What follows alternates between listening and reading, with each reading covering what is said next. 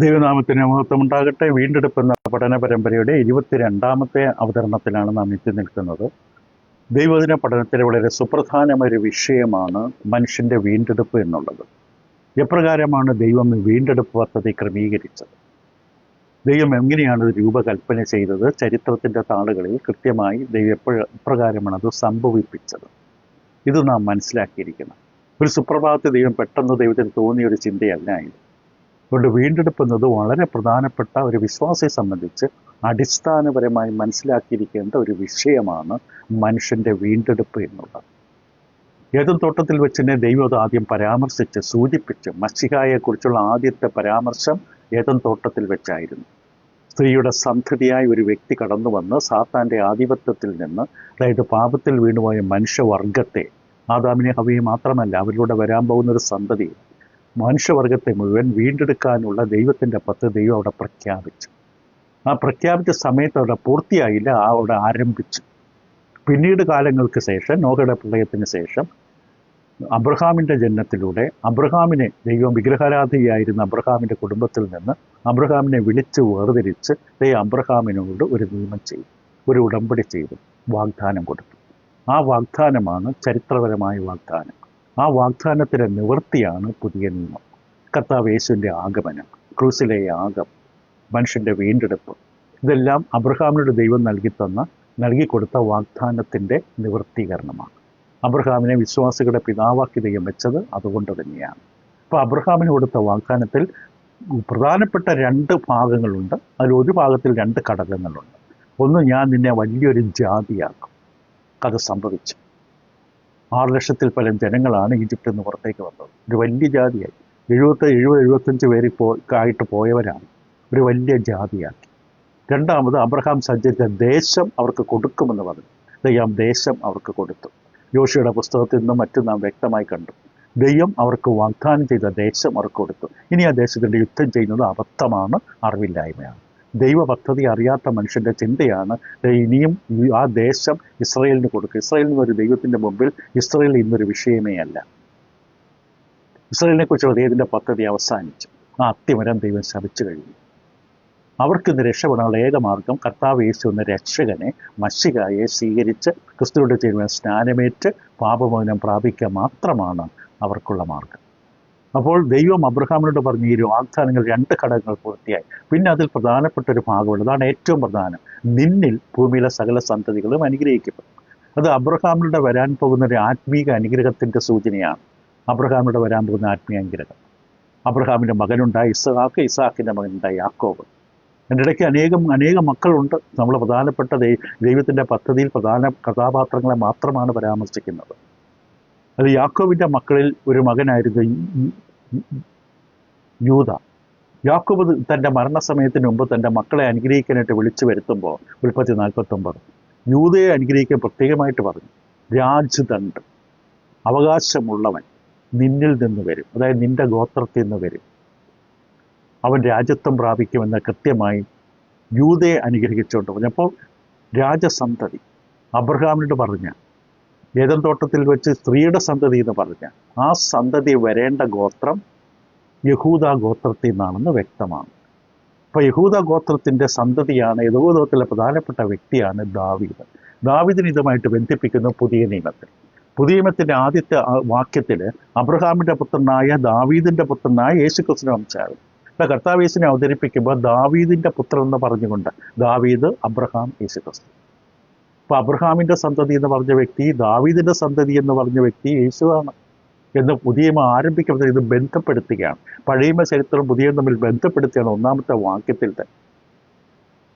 അപ്പോൾ ദാവീദിൻ്റെ സന്തതി, ദാവീദിൻ്റെ കുടുംബമാണ് തിരഞ്ഞെടുക്കപ്പെട്ടത്. യഹൂദ ഗോത്രത്തിൽ തിരഞ്ഞെടുക്കപ്പെട്ടത് ദാവീദിൻ്റെ കുടുംബമാണ്. അനേക കുടുംബങ്ങളുണ്ട്, ദാവീദിന് അനേക മക്കളുണ്ട്. പക്ഷേ യഹൂദ ഗോത്രത്തിൽ ദൈവം തിരഞ്ഞെടുത്തത് ദാവീദിൻ്റെ കുടുംബമാണ്.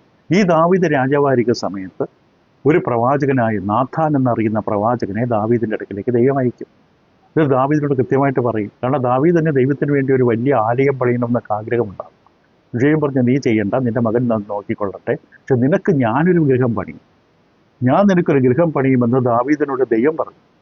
നിൻ്റെ ഈ ഗൃഹത്തിൽ നിന്ന് തന്നെ ഞാൻ ഒരു സന്തതി വരും, ആ സന്തതി എനിക്ക് വേണ്ടി ഒരു ഗൃഹം പണിയും.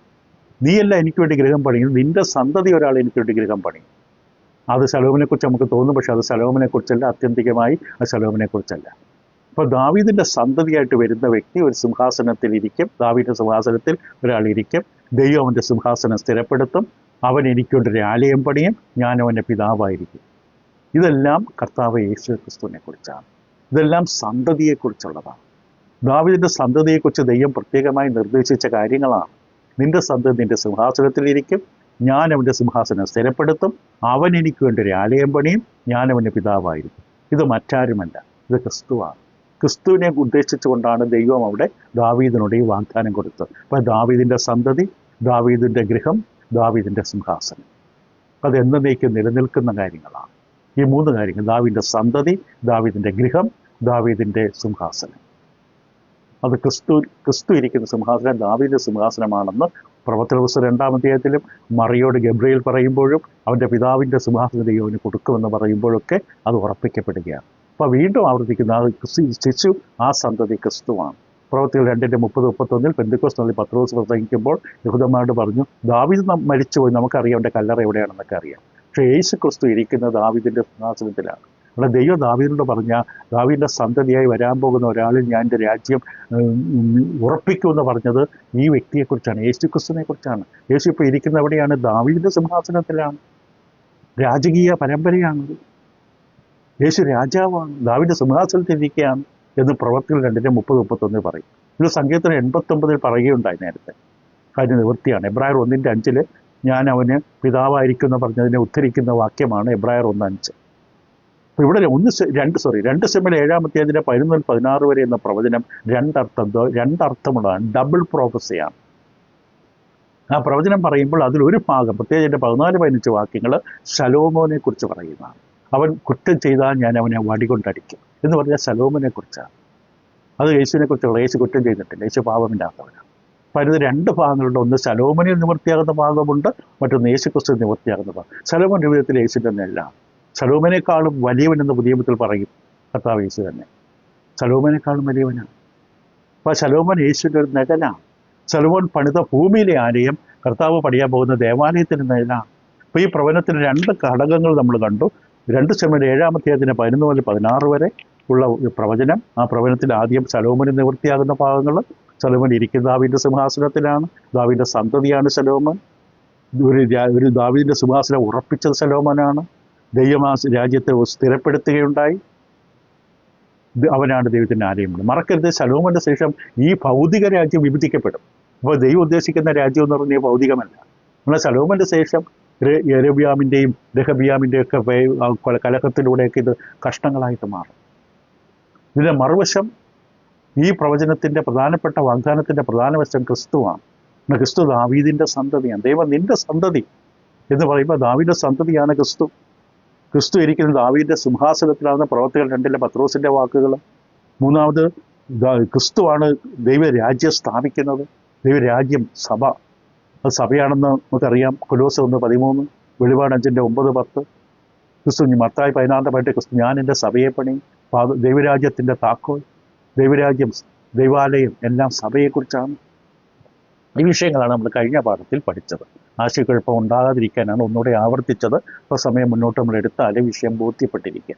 ഇന്ന് നമ്മൾ പ്രധാനമായിട്ട് ചെയ്യുന്നത് ദാവീദ് സന്തതി. ആദ്യമായി നമ്മൾ കണ്ട ദൈവം ദാവീദിനോട് കൊടുത്ത വാഗ്ദാനത്തെക്കുറിച്ച് പറഞ്ഞു. നാഥാൻ പ്രവാചകനിലൂടെ നൽകിയ വാഗ്ദാനത്തിൻ്റെ നിവൃത്തീകരണത്തിൽ എങ്ങനെയാണ് കാര്യങ്ങളെന്ന് കണ്ടത്. രണ്ടാമത് ഇന്ന് നമ്മൾ ചിന്തിക്കുന്നത് ഈ ദാവീദിന്റെ സന്തതി, ആ സന്തതിയും പ്രവാചകന്മാരും. ഇസ്രയേലിൻ്റെ പ്രതീക്ഷ, മശിഹായെക്കുറിച്ചുള്ള പ്രതീക്ഷ വളരെ ഔന്നിത്യത്തിലേക്ക് എത്തിയത് പ്രവാചകന്മാരുടെ ശുശ്രൂഷയിലൂടെയാണ്. ദൈവമക്കളുടെ നടുവിൽ പ്രവാചകന്മാരുടെ നടന്ന ശുശ്രൂഷയിലൂടെയാണ് ഒരു മശിഹായെക്കുറിച്ചുള്ള പ്രതീക്ഷ, ഒരു രക്ഷകൻ വരുന്ന പ്രതീക്ഷ ഉന്നതമായിട്ട് നിലനിന്നത്. ദാവീദും അല്ലെങ്കിൽ ശൗലിന് ശേഷം ദാവീദ് ഭരിക്കുന്ന സമയത്ത് ഐക്യരാജ്യമായി, 12 ഗോത്രങ്ങൾ ഒറ്റ രാജ്യമായി, ഇസ്രയേൽ എന്നറിയപ്പെടുന്ന രാജ്യമായി, ശക്തിയോട് രാജ്യമായി. പക്ഷേ ദാവീദിന്റെ മകനായ ശലോമോന്റെ ശേഷം ഈ രാജ്യം വിഭജിക്കപ്പെട്ടു. 10 ഗോത്രങ്ങളായ ഇസ്രയേൽ വടക്കും 2 ഗോത്രങ്ങൾ തെക്കും, യഹൂദ എന്നറിയപ്പെടും. അപ്പോൾ ഇസ്രയേലും യഹൂദയും. ഏകദേശം 8-ാം നൂറ്റാണ്ടിൻ്റെ മധ്യത്തിൽ എന്ത് സംഭവിച്ചത്? BC ആണ്. 8-ാം നൂറ്റാണ്ടിൻ്റെ മധ്യത്തിൽ ഇത് 200ഓളം വർഷം ഈ രണ്ട് രാജ്യങ്ങളും തമ്മിൽ മത്സരം, യുദ്ധങ്ങളുണ്ടായി. ഇസ്രയേലും യഹൂദയും തമ്മിൽ ഒരു പരസ്പരം മത്സരിച്ചു. ദൈവമക്കളാണ്, സ്വയം തരം താഴ്ത്തിയവർ, താഴാവുന്ന നിലവാരത്തിലേക്ക് താണു. ഇസ്രയേൽ എന്ന് പറഞ്ഞ 10 ഗോത്രം വളരെ പെട്ടെന്ന് തന്നെ വിഗ്രഹാരാധനയ്ക്ക് അടിമകളായി. അവരെ വിഗ്രഹാരാധന അടിമകളായി തുടർന്ന് ദൈവശിക്ഷയുടെ ഫലമായി അസീറിയ എന്ന രാജ്യത്തിലേക്ക് അവർ ബന്ധിക്കപ്പെട്ട് കൊണ്ടുപോയി. യഹൂദ ഗോത്രം അല്പം ഭേദപ്പെട്ടതായിരുന്നു. കാരണം പ്രധാനപ്പെട്ട 2 രാജാക്കന്മാരുടെ നടുവിലുണ്ടായിരുന്നു. ഒന്ന് ഹിസ്കിയാവ്, മറ്റൊന്ന് യോസിയാവ്. ഈ 2 രാജാക്കന്മാരുടെ സൽഭരണ നിമിത്തം അല്പം പ്രതീക്ഷ അവിടെ ഉണ്ടായി. അതുകൊണ്ട് കുറച്ച് നാളും കൂടെ നിലനിന്നു.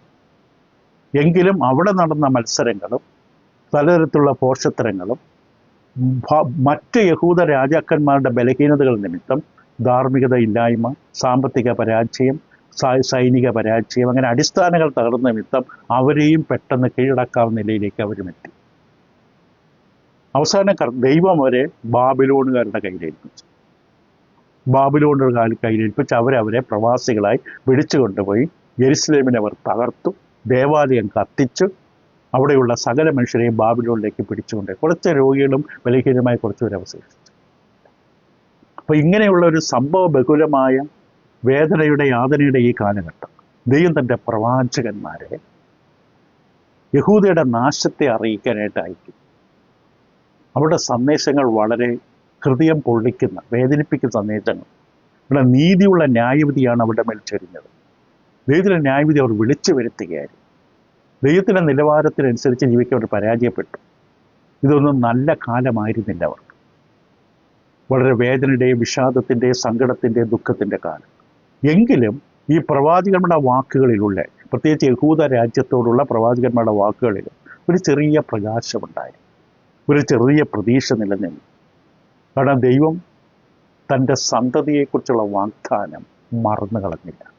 89-ാം സങ്കീർത്തനം പറയുന്ന പോലെ ദാവീദിനെക്കുറിച്ച് ദൈവം പറഞ്ഞ തൻ്റെ സന്തതി, ദാവീദിൻ്റെ ഗൃഹത്തിൽ നിന്ന്, ദാവീദിൻ്റെ സന്തതിയിൽ നിന്ന് വരാൻ പോകുന്ന ഒരു അനുഗ്രഹത്തെക്കുറിച്ചുള്ള വിഷയം ദൈവം മറന്നു കളഞ്ഞിട്ടില്ല. പ്രവാസത്തിൽ കിടക്കുമ്പോഴും ദൈവം ആ സന്തതി പരമ്പരയെ സംരക്ഷിച്ചു. ദാവീദിൻ്റെ കുടുംബത്തിൽ നിന്ന് തന്നെ, ദാവീദിൻ്റെ വംശാവലിയും തന്നെയുള്ള വരാനിരിക്കുന്ന ആ രക്ഷകനെ, മശിഹായെക്കുറിച്ചുള്ള പ്രതീക്ഷ നിലനിർത്തി.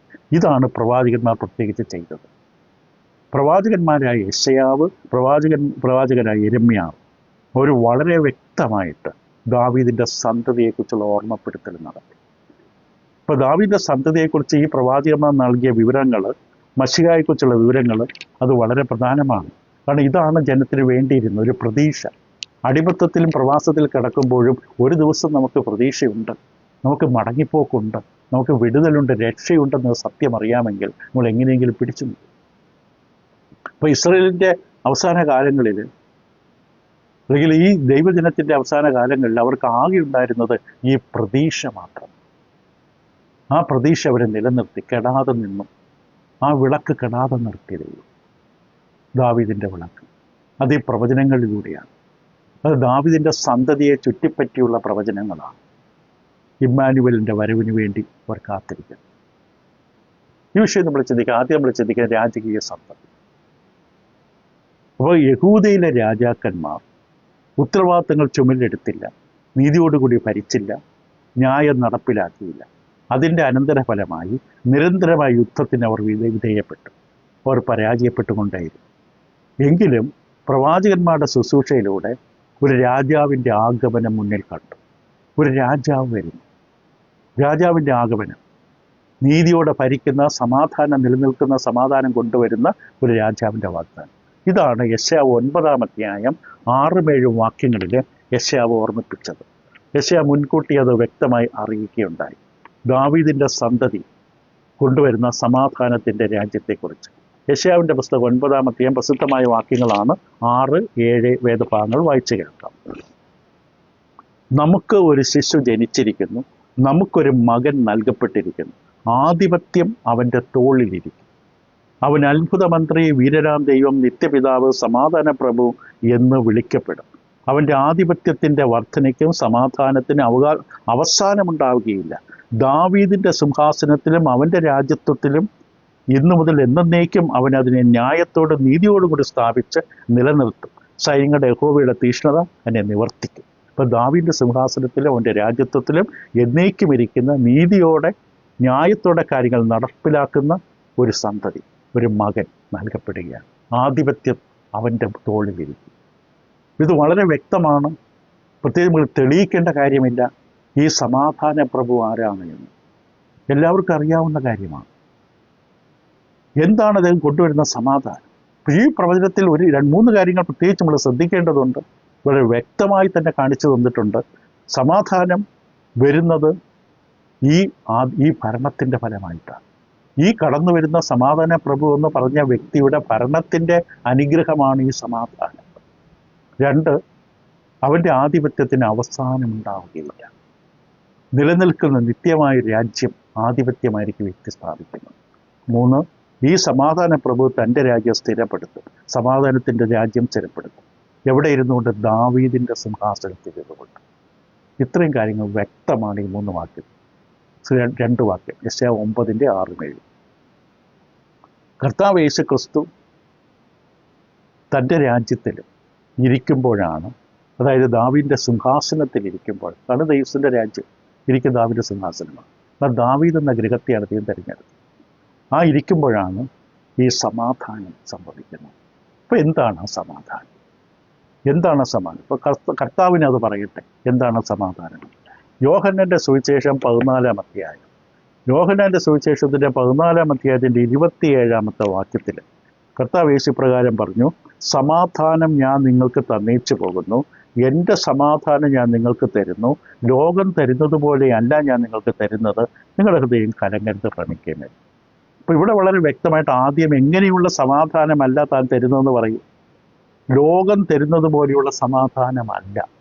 ഇപ്പം ലോകവും വെച്ച് നീട്ടുന്നുണ്ട് സമാധാനം. കലഹവും കോലാഹലവും വഴക്കും ബഹളവും ഒക്കെ തീരുമ്പോൾ എന്തൊരു സമാധാനം! ഇത് ഞാൻ സമാധാനമല്ല ഞാൻ നിങ്ങൾക്ക് തരാൻ പോകുന്നത്. ഇപ്പം ദാവീദിൻ്റെ പുത്രൻ കൊണ്ടുവരുന്ന സമാധാനം ലോകം തരുന്നത് പോലെയുള്ള സമാധാനമല്ല. ഇപ്പം ലോകത്തിലുള്ളതെല്ലാം ഈ പല കാര്യങ്ങളും അവർ പല നേടുന്നത് കയ്യേറ്റത്തിലൂടെയാണ്, ബലാത്കാരത്തിലൂടെയാണ്, യുദ്ധത്തിലൂടെയാണ്. പക്ഷെ ആത്മീയ രാജ്യം നേടുന്നതും നിലനിൽക്കുന്നതും അങ്ങനെയല്ല, അത് ആത്മീക ശക്തിയാലാണ്.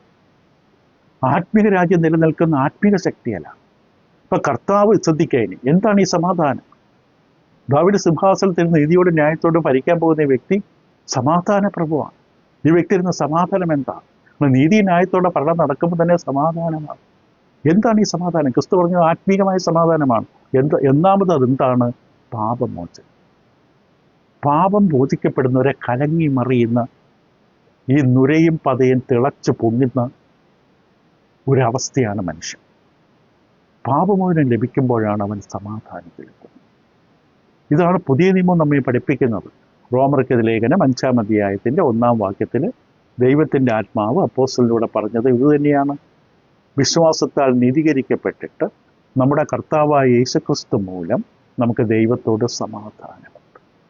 ദൈവത്തോടുള്ള സമാധാനം എപ്പോഴും നീതീകരിക്കപ്പെട്ട ശേഷം. അപ്പം സമാധാനം നീതീകരണമാണ്. ദൈവത്തിന് മുമ്പിൽ കുറ്റമില്ലാത്തവരായി ദൈവം നമ്മെ കണക്കാക്കുന്നതിലൂടെ നമുക്ക് സമാധാനം.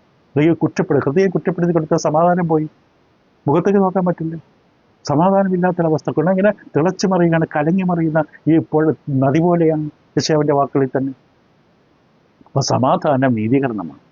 ഈ സമാധാനം ക്രിസ്തുവിലുള്ള വിശ്വാസത്താൽ ലഭിക്കുന്നതാണ്. ഇപ്പോൾ നമ്മൾ പറഞ്ഞ പോലെ വിശ്വാസത്താൽ നീതീകരിക്കപ്പെട്ടിട്ട് നമ്മുടെ കർത്താവ് യേശു ക്രിസ്തു മൂലം ക്രിസ്തുവിലുള്ള വിശ്വാസമെന്ന ആ വലിയ ശക്തിയുടെ ഫലമാണ് ഈ സമാധാനം.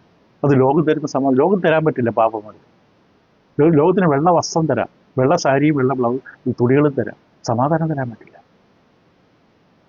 സമാധാനം കിട്ടണമെങ്കിൽ പാപം മോചിക്കപ്പെടണം. ഇത് തന്നെയാണ് കർത്താവ് യേശുക്രിസ്തു പറഞ്ഞത്. അതിനെയാണ് പൗലോസും പറയുന്നത്. കൊലോസ്യ ലേഖനം 1-ാം അധ്യായത്തിൽ 20-ാം വാക്യം പൗലോസ് പറഞ്ഞ വളരെ പ്രധാനപ്പെട്ട ഒരു പ്രസ്താവനയുണ്ട്. കൊലോസ്യർ 1:20.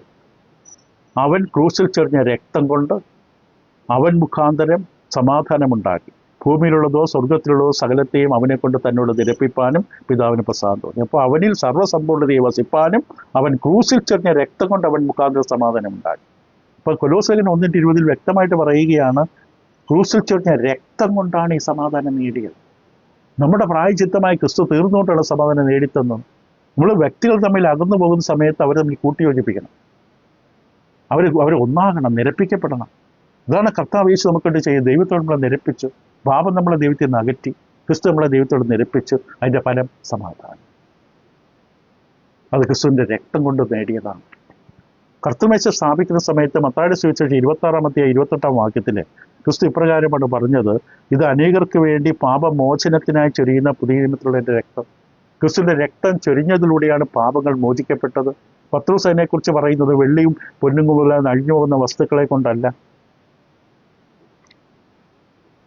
വ്യർത്ഥവും പിതൃപാരമ്പര്യവുമായുള്ള നിങ്ങളുടെ നടപ്പിൽ നിന്ന് നിങ്ങളെ വീണ്ടെടുത്തിരിക്കുന്നത് പൊന്ന് വെള്ളി മുതലായി അഴിഞ്ഞു പോകുന്ന വസ്തുക്കളെ കൊണ്ടല്ല, ക്രിസ്തു എന്ന നിർദോഷവും നിഷ്കളങ്കവുമായ കുഞ്ഞാടിൻ്റെ വിലയേറിയ രക്തം കൊണ്ടത്രേ നിങ്ങൾ അറിയുന്നുവല്ലോ.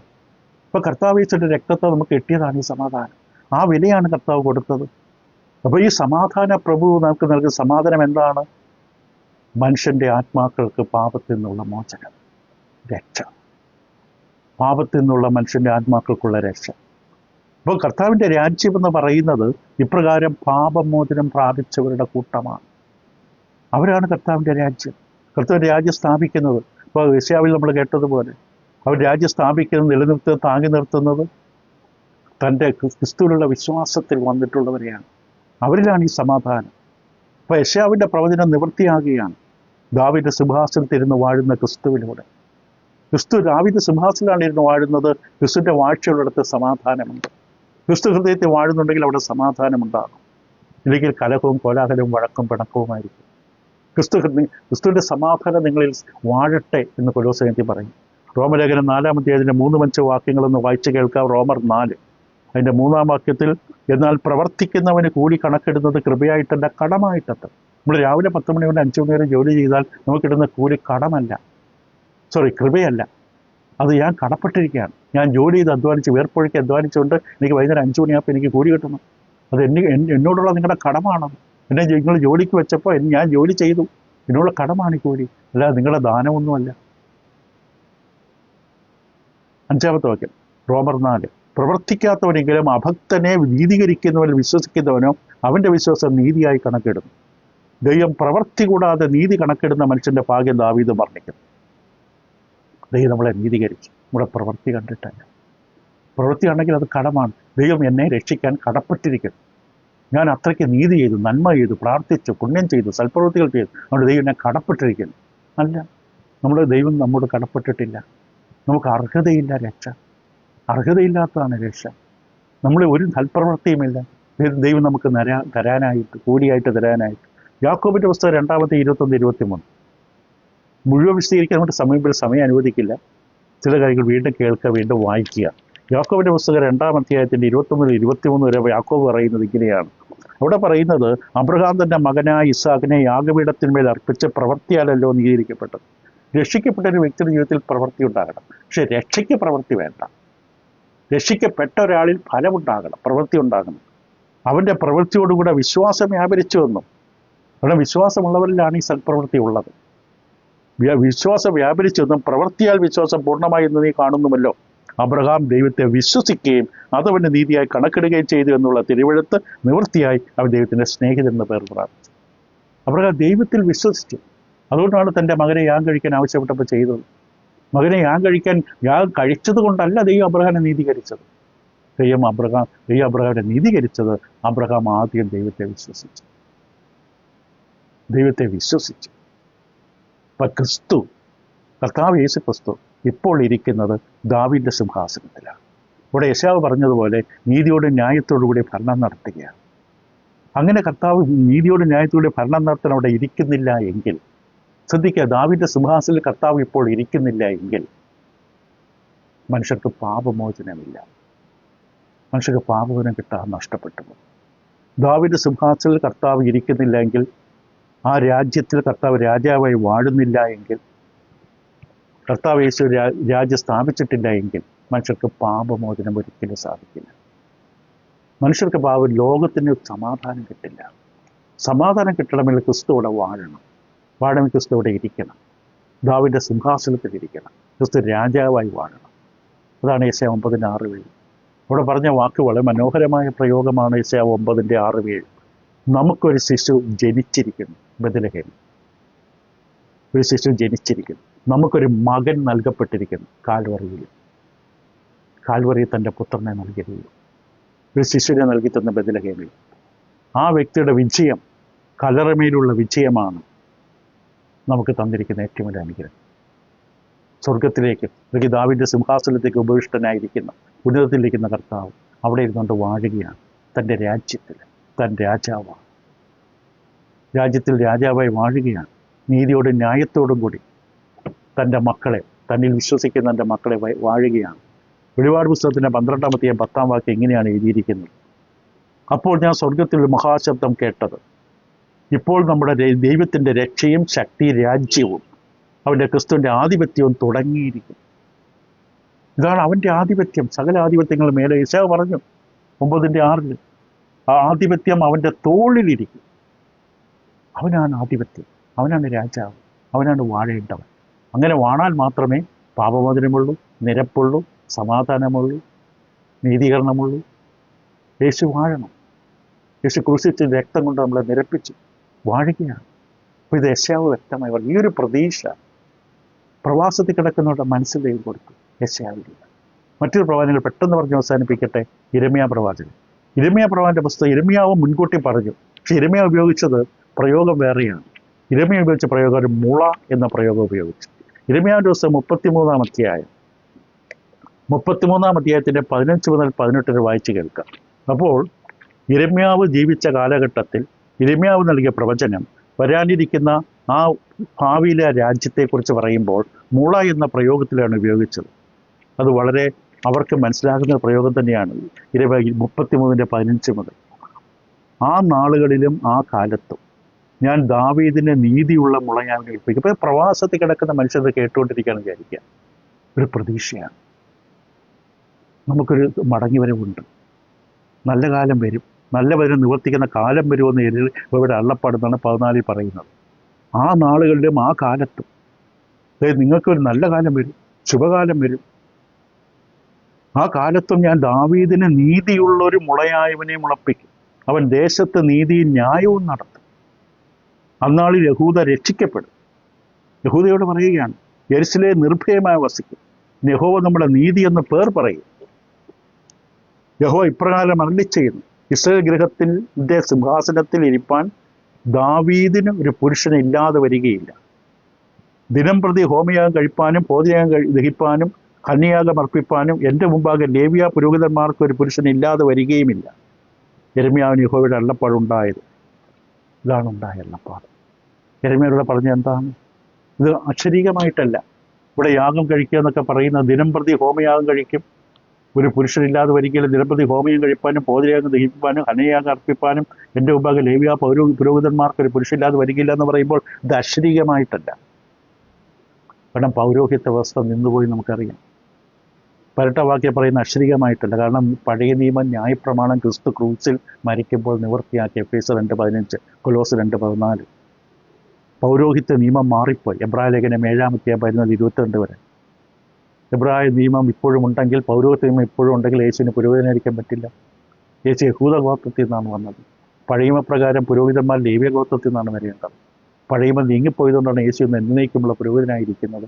എബ്രായ ലേഖനം 7-ാം അധ്യായത്തിൻ്റെ 11-22 വാക്യങ്ങൾ. ഇതൊരു ശ്രേഷ്ഠമായ പുതിയ ഉടമ്പടിയാണ് ക്രിസ്തുവിലൂടെ സ്ഥാപിച്ചത്.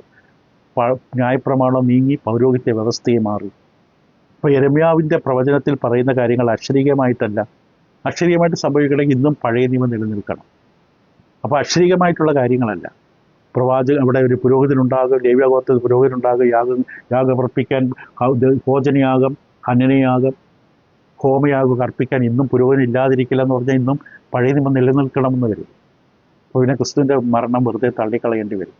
ക്രിസ്തു മരിച്ചത് വെറുതെയാകും, നിവൃത്തിയായെന്ന് പറഞ്ഞത് വെറുതെയായി തരും. കാരണം എബ്രായ ലേഖനം 10-ാം അധ്യായത്തിൻ്റെ 1 മുതൽ 4 വരെ നമുക്ക് വ്യക്തമായിട്ട് അറിയാം. ന്യായപ്രമാണം വരികയുള്ള നമ്മുടെ നേരിലല്ലാതെ കാര്യങ്ങളുടെ സാക്ഷാൽ സ്വരൂപമല്ലായകൊണ്ട് ആണ്ടുതോറും ഇടപെടാതെ കഴിച്ചു വരുന്ന അതേ യാഗങ്ങളാൽ അടുത്ത് വരുന്നവർക്ക് സൽഗുണപൂർത്തി വരുത്താൻ ഒരു നാളും കഴിയുന്നതല്ല. പഴയ യാഗങ്ങൾക്ക് ഒരിക്കലും പ്രയോജനം നൽകിയില്ല മനുഷ്യന്. അല്ലെങ്കിൽ ആരാധനക്കാർക്ക് ഒരിക്കൽ ശുദ്ധി വന്നതിൻ്റെ ശേഷം പാപങ്ങളെക്കുറിച്ചുള്ള മനോബോധം പിന്നെ ഇല്ലായകൊണ്ട് യാഗം കഴിക്കാൻ നിന്നുപോകുകയില്ലയോ? ഇപ്പോഴും ആണ്ടുതോറും അവയാൽ പാപങ്ങളുടെ ഓർമ്മ ഉണ്ടാകുന്നു. പഴയ കാലത്ത് ഓരോ വർഷവും അതേ യാഗങ്ങൾ ആവർത്തിച്ച് പാപങ്ങൾ വീണ്ടും ഓർമ്മിപ്പിക്കപ്പെടുകയാണ്. കാരണം പ്രശ്നം മാറിയിട്ടില്ല. ആളെ കാണുമ്പോൾ വീണ്ടും കുറ്റങ്ങൾ, തെറ്റുകൾ ഓർമ്മ വരുന്നു എന്ന് പറയുന്ന പോലെ. ഇതൊരു 4-ാം വാക്യം, കാളകളുടെയും ആട്ടുകൊറ്റന്മാരുടെ രക്തത്തിന് പാപങ്ങളെ നീക്കാൻ കഴിയുന്നതല്ല. അതുകൊണ്ടാണ് കർത്താവ് വരേണ്ടി വന്നത്. അതേ അധ്യായത്തിൽ 26 വാക്യം ഇങ്ങനെ പറയും, സത്യത്തിൻ്റെ പരിജ്ഞാനം ലഭിച്ച ശേഷം നാം മനഃപൂർവ്വം പാപം ചെയ്താൽ പാപങ്ങൾക്ക് വേണ്ടിയിട്ട് യാഗവും ശേഷിക്കാതെ ന്യായവിധിക്ക് ഭയങ്കരമായിട്ട് പ്രതീക്ഷ എതിരികളെ ദഹിപ്പിക്കാനുള്ള കൃതാർത്ഥ്യം. സത്യം പഠിച്ചതിന് ശേഷം വീണ്ടും പാപം ചെയ്യരുത്. കർത്താവ് യേശുവിൻ്റെ പരമയാഗത്തെക്കുറിച്ച്, ക്രൂസിനെക്കുറിച്ചൊക്കെ പഠിച്ചതിന് ശേഷം വീണ്ടും പഴയമത്തിലേക്ക് പോകരുത്. ക്രിസ്തുവിനെ തള്ളിക്കളയുക. അപ്പോൾ ഇവിടെ മുള എന്ന് യിരെമ്യാവ് അവതരിപ്പിക്കുമ്പോൾ അത് മശിഹായെക്കുറിച്ചുള്ളൊരു പദമാണ് മുള. ഈ മുള എന്ന് പറയുമ്പോൾ പ്രത്യേകമായ വളർച്ചയാണ്, കുറ്റിയിൽ നിന്ന് പ്രത്യേക വളർച്ചയാണ്. യെശയ്യാ 11-ാം അധ്യായത്തിൻ്റെ 1-ാം വാക്യത്തിൽ അവിടെ യെശയ്യാവിൻ്റെ കുടുംബത്തിൽ നിന്നാണ്, അഥവാ ദാവീദിൻ്റെ കുടുംബത്തിലാണിത് ഈ സന്തതി വരേണ്ടതെന്ന് പറഞ്ഞുകൊണ്ട് യെശയ്യായുടെ കുറ്റിയിൽ നിന്നൊരു മുള പൊട്ടിപ്പുറപ്പെടും, അവൻ്റെ വേരുകളിൽ നിന്നൊരു കൊമ്പ് ഫലം കായ്ക്കും എന്ന് യേശുവിനെ അവതരിപ്പിക്കും. നമുക്ക് അറിയാം ഈ പ്രയോഗം സക്കറിയാവും പറയും. സക്കറിയാവിൻ്റെ പുസ്തകം 6-ാം അധ്യായത്തിൻ്റെ 12-ാം വാക്യത്തിൽ സക്കറിയാവ് ഈ മുള എന്ന പ്രയോഗം ഉപയോഗിച്ചിട്ടുണ്ട്. സക്കറിയാവിൻ്റെ പുസ്തകം 12-ാം അധ്യായത്തിൻ്റെ 6-ാം വാക്യത്തിൽ, അന്നാളിൽ ഞാൻ യഹൂദ മേധാവികളെ വിറകിൻ്റെ ഇടയിൽ തീച്ചട്ടി പോലെയും കറ്റയുടെ ഇടയിൽ തീപ്പന്തം പോലെയും ആക്കും. അവർ വലത്ത് ഭാഗത്ത് ഇടതു ഭാഗത്ത് ചുറ്റുമുള്ള സകല ജാതികളെ തിന്നുകളയും. യെരൂശലേമിന് സ്വസ്ഥാനത്ത് 6:12 സക്കറിയാവ് 6-ാം അധ്യായത്തിൻ്റെ 12-ാം വാക്യം. അവിടെ വ്യക്തമായി ചിലപ്പോൾ ഓർമ്മിപ്പിക്കപ്പെടുന്നുള്ള വെറും മനുഷ്യരാണ്. 6:12 പറയുന്നത്, സൈന്യങ്ങളുടെ യഹോവ ഇപ്രകാരം അരുളി ചെയ്യുന്ന, മുള എന്ന പേരുള്ള പുരുഷനുണ്ടല്ലോ, അവൻ തൻ്റെ നിലയിൽ നിന്ന് മുളച്ചു വന്ന് യഹോവയുടെ മന്ദിരം പണി. അവൻ തന്നെ യഹോവയുടെ മന്ദിരം പണി. അവൻ ബഹുമാനഭൂഷണം ധരിച്ച് സിംഹാസനത്തിൽ ഇരുന്ന് വാഴും. അപ്പോൾ അവിടെ വാഴുന്ന രാജാവായിട്ട്, പുരോഹിതനായിട്ട് ആ മുളയെ അവതരിപ്പിക്കുന്ന കാണാൻ സക്കറിയാവ്. യിരെമ്യാവിൻ്റെ 23-ാം അധ്യായത്തിൻ്റെ 5-ാം വാക്യം കൂടെ വായിക്കുമ്പോൾ ഇവിടെ യിരെമ്യാവ് പറഞ്ഞ വളരെ പ്രധാനപ്പെട്ട പ്രസ്താവന നടത്തും. യിരെമ്യാവ് 23:5. യിരെമ്യാവ് ഇപ്രകാരമാണ് പറഞ്ഞത്. യിരെമ്യാവ് 23-ാം അധ്യായത്തിൻ്റെ 5-ാം വാക്യം, ഞാൻ ദാവീദിന് നീതിയുള്ള മുളയാവിനെ ഉത്ഭവിപ്പിക്കുന്ന കാലം വരും. അവൻ രാജാവായി വാണ് ബുദ്ധിയോടെ പ്രവർത്തിച്ച് ദേശത്ത് നീതിയിനായി നടത്തും. യെശയ്യാവ് പറഞ്ഞത് തന്നെ സമാനമായി കാര്യം. ദാവീദിന് ഇപ്പോൾ ദാവീദിൻ്റെ വിളക്ക് കെട്ടുപോകില്ല. ദാവീദിനോട് ദൈവം നൽകിയ വാഗ്ദാനം സത്യമാണ്. ദാവീദിൻ്റെ സന്തതിയായി ഒരുവൻ വരും. അവനാണ് ദാവീദിൻ്റെ സിംഹാസനം, യഹോവയുടെ സിംഹാസനത്തിൽ രാജാവായി വാഴുന്നത്. അവനാണ് ദൈവത്തിൻ്റെ ആലയം പണിയുന്നത്, അതായത് പുതിയ സഭ പണിയുന്നത്. അവൻ രാജാവാണ്. അവൻ്റെ രാജ്യത്തിന് അവസാനം ഉണ്ടാവുകയില്ല. അവനാണ് മനുഷ്യർക്ക് ഈ സമാധാനം കൊണ്ടുവരുന്നത്. അപ്പോൾ യിരെമ്യാവ് ഉപയോഗിക്കുന്ന ഭാഷ വളരെ മാതൃകാപരമായ, പ്രതീക്ഷ നൽകുന്ന ഭാഷയാണ്. ഈ പ്രവചനങ്ങളുടെ നിവൃത്തി ക്രിസ്തുവിലാണ്. ദാവീദിന്റെ സന്തതിയായ ക്രിസ്തുവിലാണ്. നീതിമാനായ രാജാവായ ക്രിസ്തുവിലാണ്. അത് വ്യക്തമായി കാണാം. അങ്ങനെ ജനത്തോട് നീതിയോട് ന്യായത്തോട് ഇടപെടും. മനുഷ്യർക്ക് പാപനം നൽകി കൊടുത്തുകൊണ്ട് നിത്യനായ പുരോഹിതനായി വാഴുകയാണ്. എബ്രായലേഖനം 7-ാം അധ്യായത്തിൻ്റെ 23-28 വാക്യങ്ങളെ അവതരിപ്പിക്കുന്ന പോലെ, മരണം നിമിത്തം അവർക്ക് നിൽപ്പാൻ മുടക്കം വരികയുണ്ട്. പുരോഹിതന്മാർ ആയിത്തീർന്നവർ അനേകരാകുന്നു. ഇവനോ എന്നേക്കും ഇരിക്കുന്നതുകൊണ്ട് മാറാത്ത പൗരോഹിത്യമാകുന്നു പ്രാപിച്ചിരിക്കുന്നത്. അതുകൊണ്ട് താൻ മുഖാന്തരമായി ദൈവത്തോട് അടുക്കുന്നവർക്ക് വേണ്ടി പക്ഷപാതം ചെയ്യാൻ സദാ ജീവിക്കുന്നതിനാകിയാൽ ഇവരെ പൂർണ്ണമായി രക്ഷിപ്പാൻ പ്രാപ്തനാകുന്നു. ഇങ്ങനെയുള്ള മഹാപുരോഹിതനല്ലോ നമുക്ക് വേണ്ടിയത്. പവിത്രൻ, നിർദോഷൻ, നിർമ്മലൻ, പാവിയോട് വേർവിട്ടവൻ, സ്വർഗത്തേക്കാൾ ഉന്നതനായി തീർന്നവൻ. ആ മഹാപുരോഹിതന്മാരെ പോലെ സ്വന്തം പാപങ്ങൾക്ക് വേണ്ടിയും പിന്നെ ജനത്തിൻ്റെ പാപങ്ങൾക്ക് വേണ്ടി ദിനം പ്രതിയാൻ കഴിപ്പാൻ ആവശ്യമില്ലാത്തവൻ തന്നെ ഇത് അവൻ തന്നെത്താൻ അർപ്പിച്ചിട്ട് ഒരിക്കലായിട്ട് ചെയ്തുവല്ലോ. ന്യായപ്രമാണം ബലഹീന മനുഷ്യരെ മഹാപുരോഹിതന്മാരാക്കുന്നു. ന്യായപ്രമാണം പിമ്പുള്ള ആണയുടെ വചനം, അത് പുതിയ നിയമം, എന്നേക്കും തികഞ്ഞവനായി തീർന്ന പുത്രനെ പുരോഹിതനാക്കുന്നു. ഇത്ര ശ്രേഷ്ഠമായ പൗരോഹിത്യമാണ് ക്രിസ്തുവിൻ്റെത്, നിത്യപൗരോഹിത്യം. അപ്പോൾ നമ്മൾ കണ്ടത് എന്താ? പ്രവാസത്തിൽ കിടക്കുന്ന ദൈവമക്കൾക്ക് പ്രതീക്ഷ കൊടുക്കും. യെശയ്യാവ്, യിരെമ്യാവ് വരാനിരിക്കുന്ന നീതിയുള്ള രാജാവിനെ കാണിച്ചു, ആധിപത്യം ചുമലിലുള്ളവനെ കാണിച്ചു, സമാധാനത്തോടെ വാഴുന്ന, സമാധാനം നൽകുന്ന ഒരു വ്യക്തിയെ കാണിച്ചു. പ്രവാചകന്മാർ ക്രിസ്തുവിനെ അവതരിപ്പിച്ചു. ദാവീദിന്റെ സിംഹാസനത്തിൽ ദാവീദിന് നീതിയായ മുളയാവിനെ ഉത്ഭവിപ്പിക്കുന്ന യിരെമ്യാവ് പറയും. ദാവീദിന്റെ സിംഹാസനത്തിൽ ഇരുന്ന് വാഴുമെന്ന് യെശയ്യാവ് പറയും. നീതിയോട്, ന്യായത്തോട്, സമാധാനത്തോട്. പുതിയ വ്യക്തമായി ഈ പ്രവചനങ്ങളെ വ്യാഖ്യാനിക്കുമ്പോൾ പറയുന്നു, ഇത് ക്രിസ്തുവിൽ നിവൃത്തിയായി. മനുഷ്യവർഗത്തിന് വീണ്ടെടുപ്പ് ക്രിസ്തീയ കാലത്ത് ദൈവം സംഭവിപ്പിച്ച ക്രിസ്തുവിലൂടെ, ദാവീദിന്റെ സന്തതി, ദാവീദിന്റെ പുത്രനായ ക്രിസ്തുവിലൂടെ. ഈ വ്യക്തി ഇപ്പോൾ ക്രിസ്തുവിന്റെ ദൈവരാജ്യത്തിൽ അല്ലെങ്കിൽ രാജാവായി ദാവീദിന്റെ സിംഹാസനത്തിൽ നിന്ന് വാഴുകയാണ്. ഈ വിഷയം ഒരിക്കൽ കൂടെ കേൾക്കണം. വീണ്ടെടുപ്പിനെ കുറിച്ചുള്ള വിഷയം അടുത്ത നമ്മുടെ പഠനത്തിൽ ചിന്തിക്കുന്നത് കന്യകയിലൂടെയാണ് ഈ ശിശു, ഈ സന്തതി ജന്മമെടുക്കുന്നത്. കന്യകയിലൂടെയാണ്. ദൈവം നിങ്ങളെ സഹായിക്കട്ടെ. ആത്മീയ സത്യങ്ങൾ നഷ്ടപ്പെടുത്തരുത്. സത്യത്തിൻ്റെ പരിജ്ഞാനം പ്രാപിക്കണം. ഇതിൽ ഏറ്റവും വലിയ നേട്ടം വചന സത്യം പഠിക്കുക എന്നുള്ളതാണ്. അതാണ് ഏറ്റവും വലിയ സമ്പന്നത. ദൈവം നിങ്ങളെ സമ്പന്നരാകട്ടെ. ശ്രദ്ധിക്കാൻ നന്ദി.